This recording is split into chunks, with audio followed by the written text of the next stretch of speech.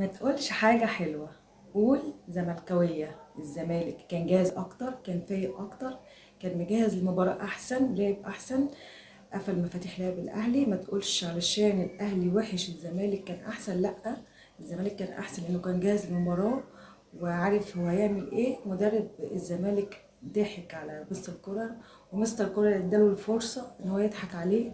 45 دقيقة ضيعهم كولر مع خالتي فرنسا من غير اي فايدة. 45 دقيقة ما عندناش هجوم، 45 دقيقة بنجري في وسط الملعب وبنبقى ماسكين كورة عمالين نجري زي الحسينة وبس. ولكن الزمالك كان احسن، كان فايق.